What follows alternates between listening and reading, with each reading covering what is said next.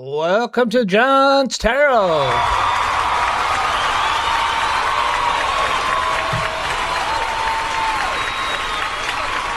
Thank you very much. I hope you all are having a great week. This will be episode 2 of Faces of Addiction. And today I'm going to talk a little bit about my experience, my personal experience, kind of what happened to me in a general sense. I'm not going to go through the whole long, boring drunkalog, but there are some things I think are worth mentioning as a person who's come out of this.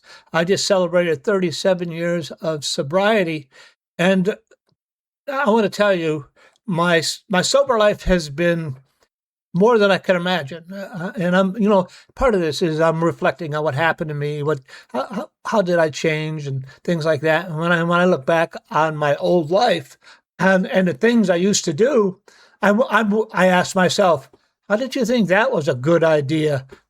Because clearly it wasn't.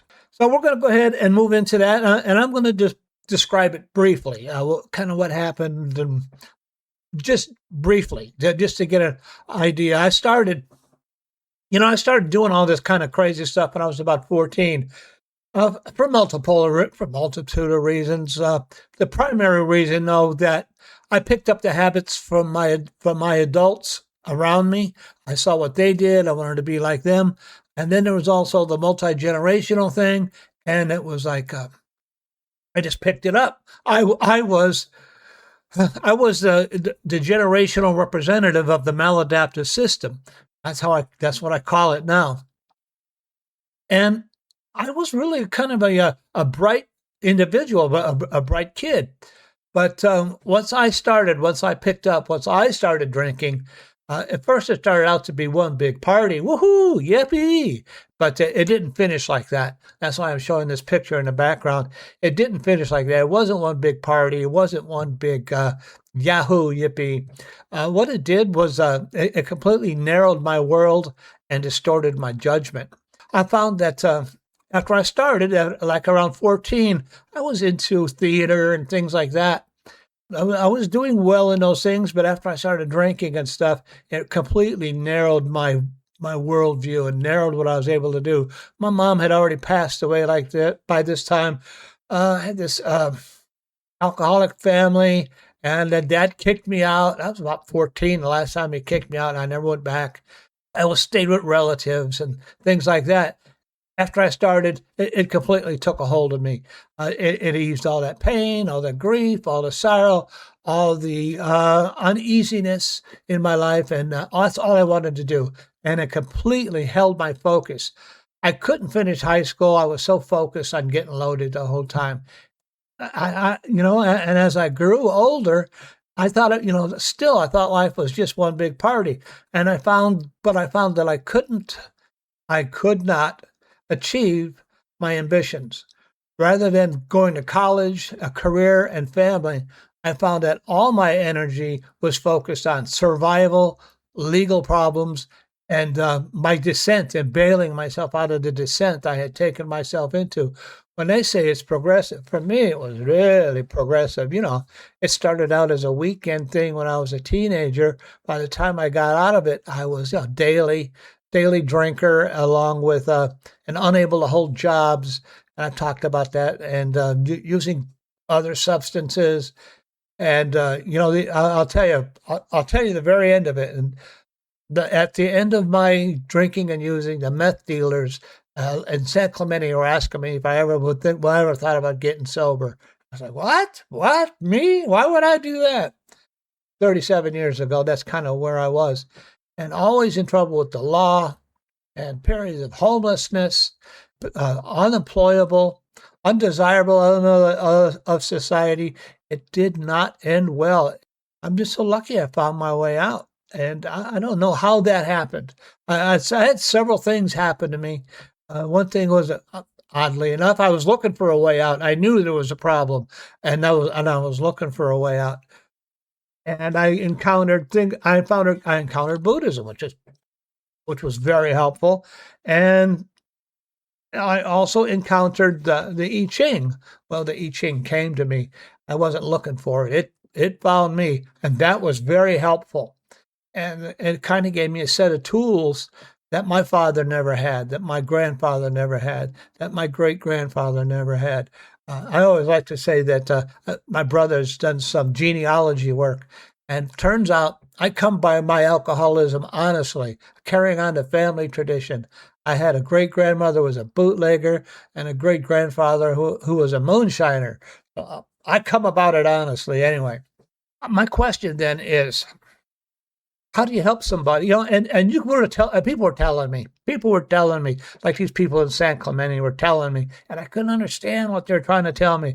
And I'm sure my family was telling me, "Hey, you got a drinking problem," and it just didn't make a dent in me. And I talk about these things, and I know this is not going to make the dent in the mind of any active drinker, right, or any active addict, because once you get so into it, and your focus becomes so narrow, I know you can't reach them. So I'm going to tell, and that's how it was for me. What finally reached me, of course, was a lot of pain, a lot of emotional pain.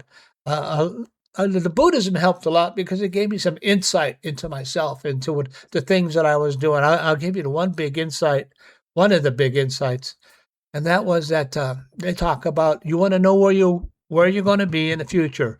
Look at your actions you're taking today, and you want to know how you got here. Look at the actions you've taken in the past. So it put the responsibility squarely on me.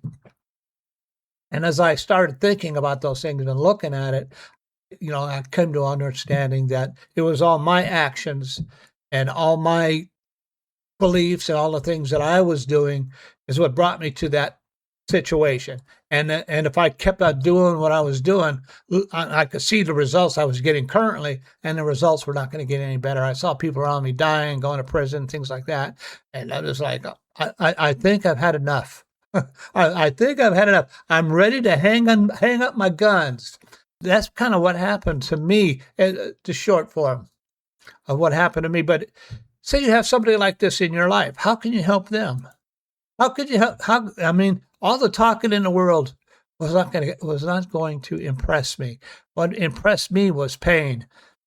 So let's say you have somebody like this in your life, and good people, just like me. I'm a good person. I don't know if I was a bad person back there, but I was certainly doing bad things, bad habits, unhealthy habits, things that were not conducive to a long and healthy and successful life. And I'm going to tell you, that's been the major thing of sobriety for me, is relatively happy, relatively successful life. And I never thought I'd be able to achieve that. My ability to read tarot is a gift, an expression of divine love, and I'm here to share it with you in that same spirit. So how do we help someone? You have someone in your life who cannot see. How do we help them? Maybe I'll throw some runes today, because this is a deeper question. How do I help someone? You have someone in your life who cannot see. How do you help them? And a lot of times that answer is just letting them hit bottom and don't bail them out and let them experience the pain. But I'm interested in what the tarot has to say. How do you help somebody who cannot see? And another thing you could do is take care of yourself. If you're in a relationship that involves these types of things, you got to start putting yourself first. How do you help somebody who cannot see? Because even if they see it, that they only see the top layer. They could only see the top layer because the layers are so deep, and it's more than any one human being can absorb in a sitting. It's more than you can understand with just like, hey, let's have a little talk. No, this takes time. These things take time for it to absorb. And sometimes, and you don't understand the full depths, how much trouble you're really in until you start getting out of it. But how can I help someone who cannot see? And this could involve any bad habits you have. I don't know, gambling, or what's another bad habit? The overspending. How do you help somebody who cannot see? They're involved in addiction. How do you help somebody who cannot see? Keep shuffling these up a little bit. How do you help somebody who cannot see? I hope you've been enjoying these little podcasts this week. And we're going to stop and cut. How do you help somebody? I'm going to throw out 3 cards, and then I'll throw the runes on them. My first card is the 6 of Wands. Second card is the 7 of Cups. Multiple choices. 6 of Wands, success, victory. And then the third one is the Queen of Wands. Let's throw some runes on this just to take a deeper dive. My first rune, Odin, Priya, help guide this reading. How do you help somebody who cannot see? 6 of Cups. 6 of Wands, excuse me. And this rune is Sulu. And that is the rune of bringing light into darkness. Have you looked at the rune series? I talk a little bit about the runes and success and victory. So the question is, how do you help somebody who cannot see? I think somebody like myself is in a unique position because I can show them a successful life, over what it looks like to overcome these things. If you know somebody like that who's having problems, I think what you should look for is somebody who's been successfully overcome these problems, who's successfully been able to achieve some sobriety or overcome these specific problems. And ask them if they would be, not only you ask them if they'd be willing to talk to your family member or your close friend, but your close friend has got to be open to it. Your family member has got to be open to talking to this person. And if they talk to this person can help overcome they call it denial, but, and some people, they call it denial, but it's darkness. They're trapped in the hell of darkness. And to bring a little light into their darkened perspective is what this person could do. If you know somebody who's in recovery, definitely befriend them and ask them questions about recovery and how did they came out of it and how they can help. And this person will be glad to talk to you and to bring some light into your life that you can see that there is a way out. This person has done it. You could call. You can call AA 12. You can call the AA hotline. There's one in every city, and they might be able to give you some direction and help bring you into that light and bring you a little light into that dark life. And then the 7 of Cups, and the rune is Algas. So the 7 there. So when we talk about recovery, there are many choices. There's rational recovery. There's all kinds of methods of recovery, and it's just up to that individual whether they want to make a choice. And you can investigate the many methods of recovery and what that looks like, and what might work for them. I found what worked for me, and I'm happy with it. I'm happy with my decision. I'm happy with my choice.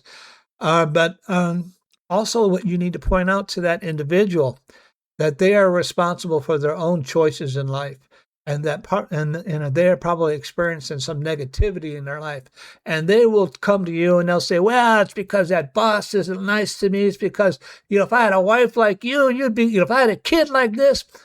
None of that is true. These are all scapegoats. These are all lies they tell themselves, and that's what all these choices are. The truth is somebody like that is responsible for their own life. We're all responsible for our own lives, one step at a time, one choice at a time. And then the rune Algas, this is a journey. It is a hunt. Algas is the rune of the hunt. Be careful, go step by step, and you won't be harmed. If you want to help this person, help them understand that they're responsible for their own life and they're responsible for their own problems.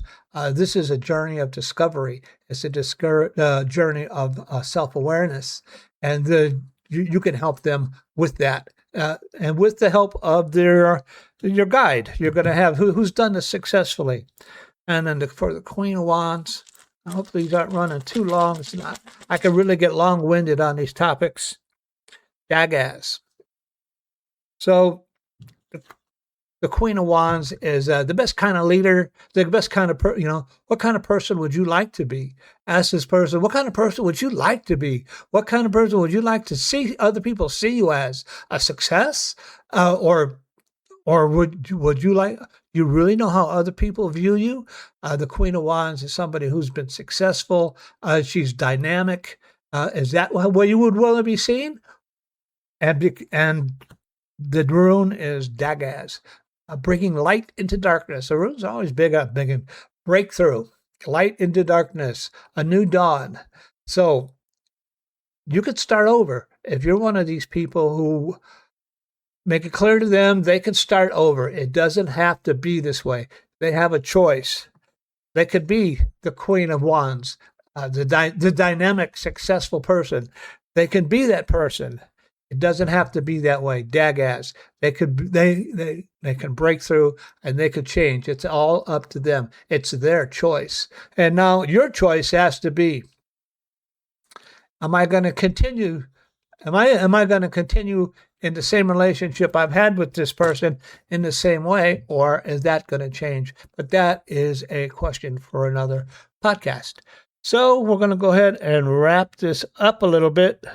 And let me see here. Goodbye, Professor Marvel, and thanks a lot. Well, it was my pleasure. I'm going to talk again about being part of a community. If you have questions about any of the topics I talk about, or any of the symbolic languages I talk about, or thoughts or personal problems related to these issues, send me an email at john@johnstarot.net, or you can send it to me from my my webpage, johnstarot.net.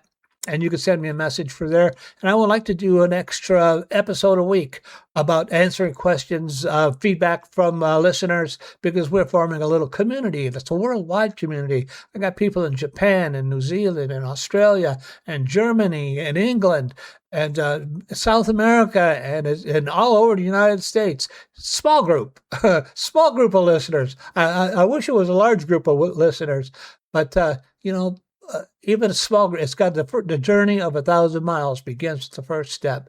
So be careful, be cool, be kind, and remember, have courage, find faith, and I will see you all again next time. Goodbye.